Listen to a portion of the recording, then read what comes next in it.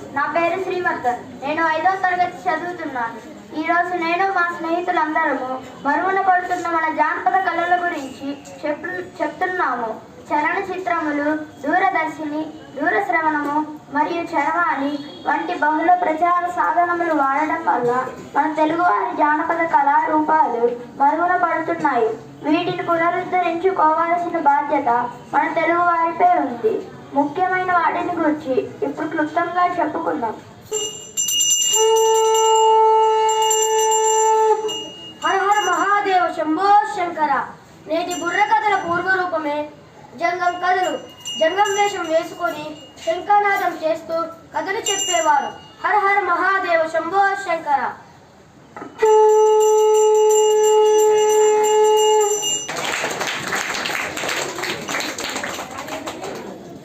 చిడతలతో తాళం వేస్తూ ఏకదాటిగా ఏదైనా పురాణ కథను తీసుకొని 3 గంటల పాటు అభినయం చేస్తూ గొంతెత్తి పాడుతూ ప్రేక్షకులను అలరిస్తారు.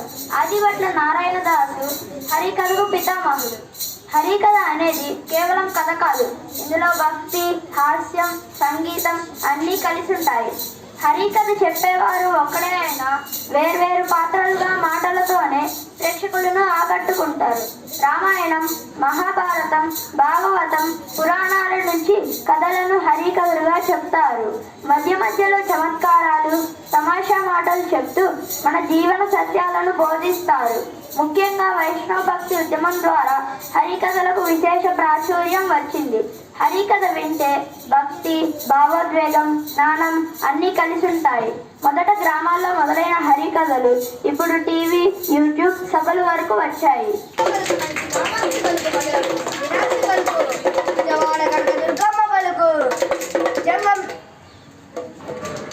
పూర్వకాలంలో శ్మశానాల దగ్గర సంచరించే జాతివారు. వీరు కాటికాపరులుగా ఉంటూ పగటి వేషాలు వేస్తూ ఉండేవారు. ముఖ్యంగా సంక్రాంతి పండుగకు ముందు గ్రామాలలోకి వచ్చి వాళ్ళ ప్రజలను అలరించేవారు. వీరిలో కొన్ని సాంప్రదాయాలు, సంస్కృతి సాంప్రదాయాలు, ఆడవారి పెళ్ళిళ్ళు ఉండేవి. కాశీపట్నం చూపిస్తా, ఇంతలన్నా చూపిస్తా, టంటన్ మంతన్ ఒక ఖగోళ పరిశీలన కేంద్రం. దీనిని 18వ శతాబ్దంలో రాజస్థాన్ రాజా సవాయి జయసింగ్ దీనిని నిర్మించాడు. భారతదేశంలో మొత్తం 5 జంతర్ మంతర్లు ఉన్నాయి. జైపూర్, ఢిల్లీ, మథుర, వారణాసి, ఉజ్జయిని. అప్పుడు జంతర్ మంతర్తో మ్యాజిక్ చేయబోతున్నాను.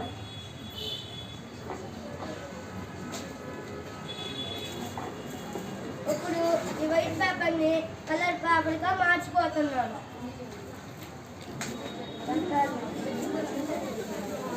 జంతర్ మంతర్ మాయ ఓం భీం బుష్. చూడండి, ఈ కలర్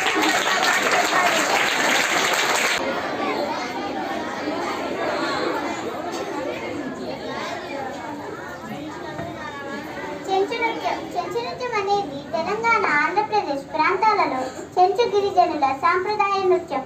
ఇందులో వేట, అడవి జీవితాన్ని ప్రతిబింబిస్తూ నెమలి, కోటి నృత్యములు ముఖ్యమైనవి. పండగలకు చెంచు నృత్యం జాతరలో ప్రదర్శించబడుతుంది. శివుడిని ఆరాధించే చెంచును డమరుక శబ్దంతో నాట్యం చేస్తారు.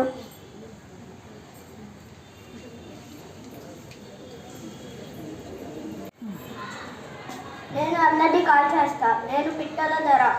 ఒక చిన్న బొమ్మ తుపాకీ పట్టుకొని అందరినీ బెదిరిస్తూ తన గొప్పతనాన్ని చూపిస్తూ తన హాస్యంతో ముత్తెత్తుతారు.